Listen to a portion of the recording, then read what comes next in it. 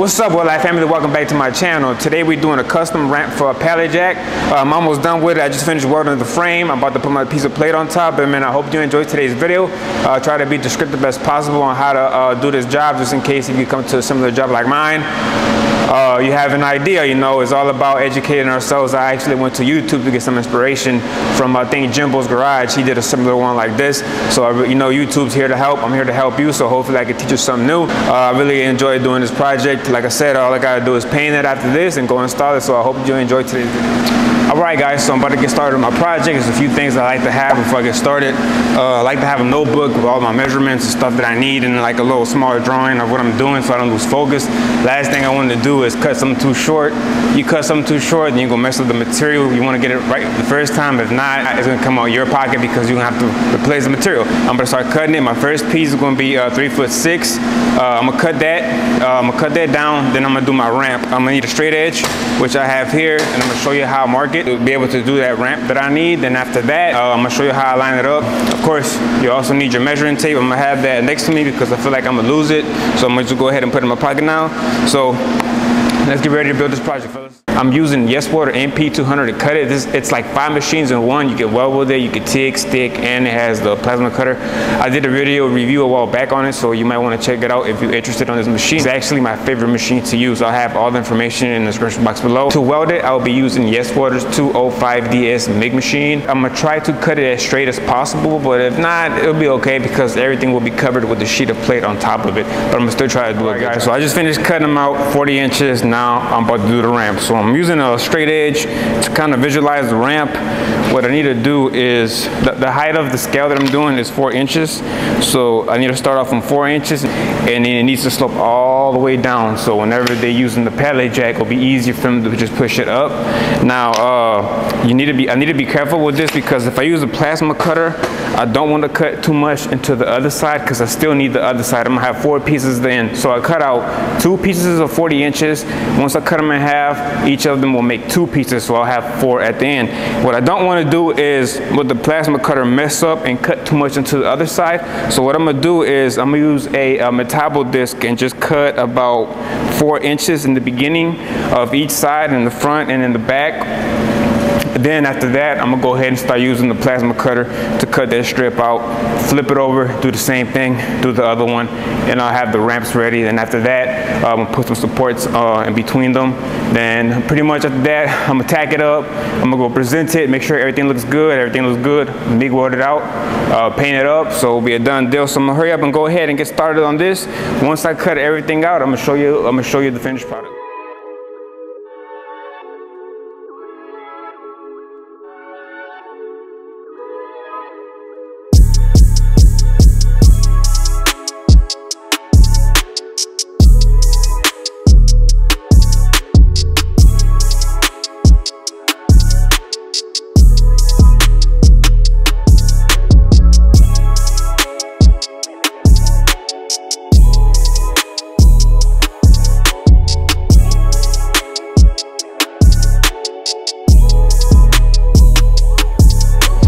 What's up, WeldLab family? Today's another day, man. Yesterday, I got pissed off. I accidentally dropped my plasma cutter.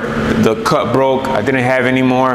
So I had to switch over and get some oxygen and saline bottles. I had to replace them. It was like I think 65 for the acetylene, about 25 for the oxygen. Should exchange them, so about $100.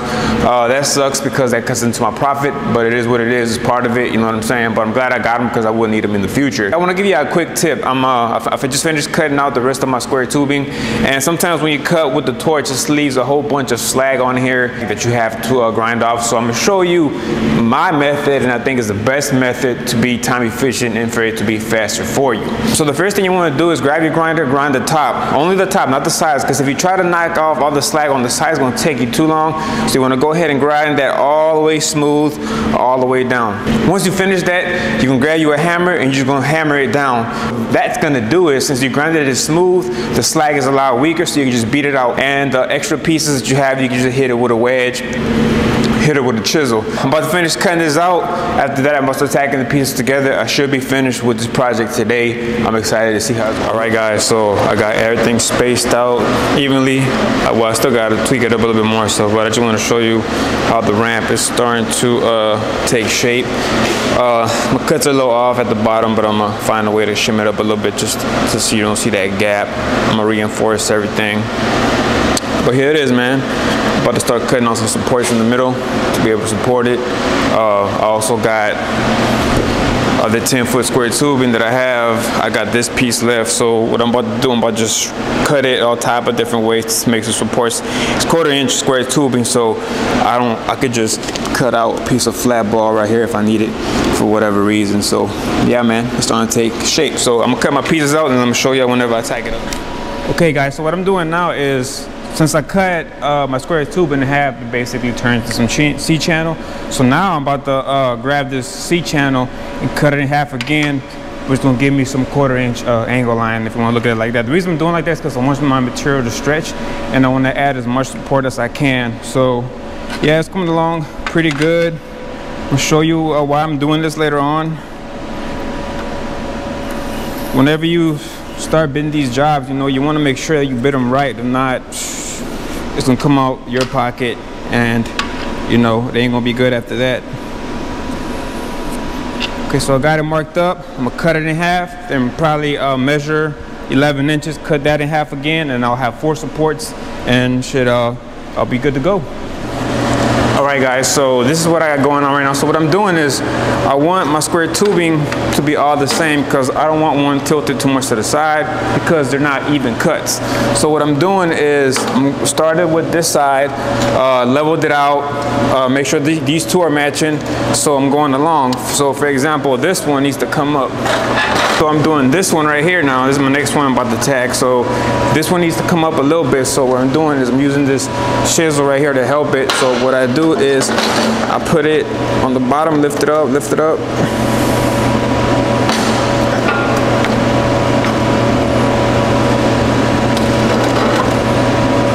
until it sits flat on here and it's flat on here. Once that's flat, then I'm ready to tack. As you can see, I already did this side. Once again, I started with this one, cut it in half, gave me a C channel. Then I'm working my way down, cut it in half again, which gave me a little piece of angle line. And I cut it one more time, which gave me like a little flat bar. So I want everything to be squared. It's gonna have some weight on here, so I'm trying to add as much support as possible. But it's slowly but surely coming along. I'm gonna keep going and I'm gonna show you once it's done.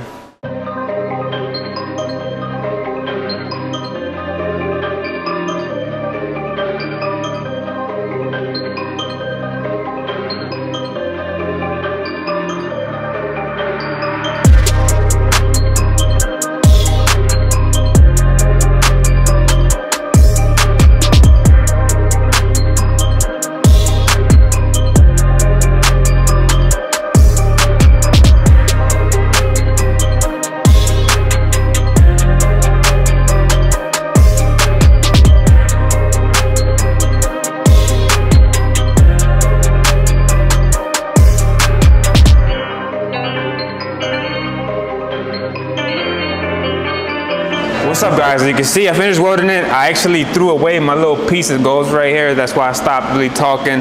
And I was like, you know what, I'm gonna go ahead and weld everything out. But I'm about to go ahead and cut that little piece out to wrap this up. Then I'm throwing that plate on top, then doing a little bit of cosmetic work, trying to make it look good, do the edges. But it's coming along, man.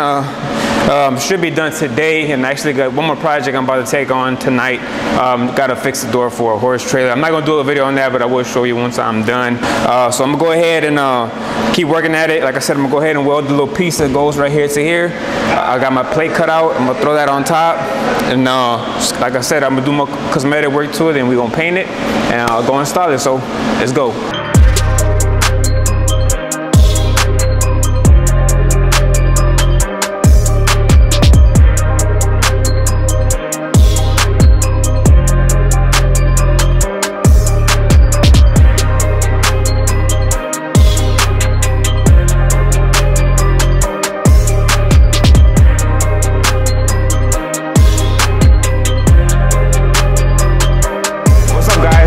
showed you more, but man, it's really difficult trying to record the video, weld and fabricate and get the measurements. But this is it. This is the finished product. Got it painted. I also added some slip resistant tape. They don't fall whenever they push in that pallet jack up there. I could have used diamond plate, but the customer requested. This is what they wanted. So I like how it came out. Used the same color as the scale. Also added some handles on the side. And another thing that I added was a piece of angle line with a 3/4 hose because we're gonna anchor it down to the concrete. I really like how it came out. It came out pretty good. So we're about to go to his shop, bolt it down. Hopefully everything goes smooth. Hopefully my measurements work right. This took me a while because it had a lot of issues, man. My torch got messed up, a couple of tools got messed up, and you know, it kind of pushed me back and I was getting annoyed. I wish I would have showed you more of the progress, but y'all got the main concept on how it is to build this type of ramp. Hopefully I inspired you. Like I said, I had to go to, I think his channel is Jumbo's Garage. He's the one who did something similar to this, to get some ideas on how to go about this project. So let's go install it though.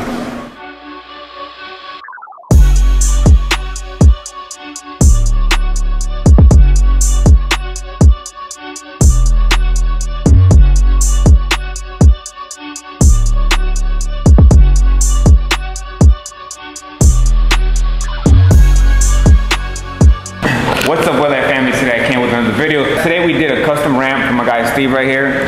He was having issues because he has a vodka business and he has to weigh his vodka, and it just takes too much time to get the forklift in and out, put it there, move it back out, and move the forklift out. So he needed a ramp, a pallet jack ramp, to be able to just slide the pallet jack up, sit it down, weigh it, take it out, easy thing. But I wanted to tell you more about his vodka, man. Steve, how long you been in business? So this is a project we started about 4 years ago, and we just opened the doors October 1st. Oh, what's up, man? Yeah. We're very proud because, as you can tell, 4 years is a long time. Yes. To invest in an idea. So we really invested in the recipes for these vodkas that we created, and what that led to was us flying out to Ohio, meeting Tim.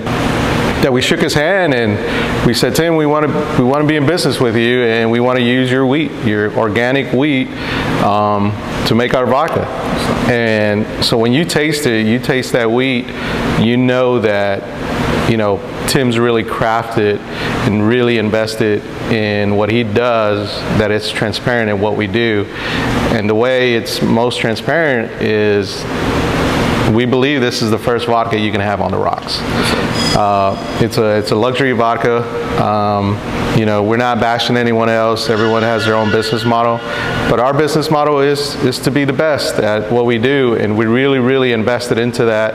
That when we really found a good base for our classic vodka, we wanted to provide you an experience, and we went out into the world and we found an herb, a flower that actually changes color. So this vodka changes color if you put a drop of lime in it. It's still the same great taste, but just a different experience in the way that you interact with it.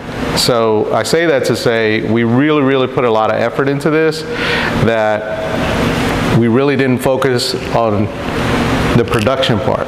So when we finally got to this stage and we started producing and we started making batches and we started making recipes, is exactly what Rico said. Getting the forklift, coming in, picking up these totes, weighing it, trying to figure out the weight for the recipe, it became very cumbersome that when we started looking into buying a ramp for a floor scale, it was just a long process. It's just because the logistics, raw material. Anyways, at the end of the day, you know, he's a blessing. He's here in the same building as us, that we walked around, we knocked on the door, they were welcoming. Immediately he was like, yeah, I can do that. I mean, so, you know, he didn't shy away from the task at hand, and more importantly, less than a week we had a solution. What stores are you available right now? So as of right now, you can find us at Total Wine. We're flooding the market. We're trying to get into all your local bars and, you know, restaurants that you go to. That, so if you really want to do us a favor, just go in there and say, hey, you have any Eado Vodka? And they're going to say no. And then you say, well, they got that color changing vodka, I was hoping to get it. Just by you doing that, they're immediately going to pick up the phone and they're going to call us. You know, like I said, you know, October 1st, we actually open the door, or if you want, you can come here, get to know us, have a drink with us, taste it. That's what I mean by tasting. So if you're watching State of Texas, I meant taste. And grab a bottle here, and we'll talk to you about the process, get to know us, and more importantly, you know, we would love to have you here. We're all about building relationships, you know, because the day of tomorrow, you don't know who's who and what's what, and we're all a blessing to each other in one way or another. It's Eado Vodka from east of downtown, and that's where I grew up. But more importantly, east of downtown means a little bit more than the actual area. It's something everyone would know. As a matter of fact, Rico kind of fits this definition. So east of downtown for us really means BU, because whether Rico knows it or not, I'm telling you right now, whether you know it or not, there's somebody behind you wishing they had your life, right? And it's hard. Everything you did to get to where you are right now, it's tough, but you're making the way. People are watching you, you're educating them, and you're moving us forward. And that, for that alone, we celebrate you, brother. So more than anything, thank you for the hard work on the ramp, knocking it out within a week. If not, we'd probably be waiting for this ramp to come in because of logistics and material. Right now, if y'all have been watching the news, if you order some overseas, it's been sitting there for about 3 or 4 months. Right. So you know what I'm saying? Right now, the whole big thing is American made. By the way, your vodka is American made, right? It's all American made. The glass is American made. The cork is American made.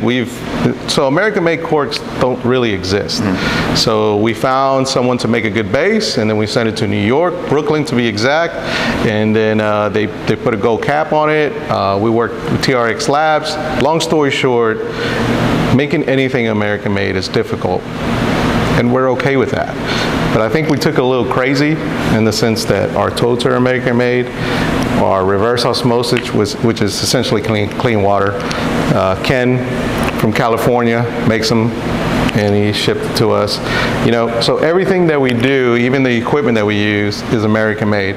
So this is not really a plug for American made, but more about relationships. Yeah. Right? Keeping someone local really becomes a benefit to us, not just because we build camaraderie and we're building friendships, but timeline, deadlines. We would still be waiting for this ramp, brother. And this ramp is really crucial to our business, simply because we have to weigh in a way that our recipe goes by pounds. So our recipe and deadlines and timelines are really pending on this ramp, because if not, we'd have to figure out how to get a forklift, get it here, move it, and then you're paying just for the time that you're just here, which is like 15 minutes, and it just becomes this monotonous thing. And as an early business, I mean, we just opened the doors October 1st. It's really crucial to us getting these bottles to you guys, getting them into the stores, that knocking on the door, which is right around the corner, someone that's really dedicated their time to this talent that they have. It's a blessing. I mean, I don't know what else to call it.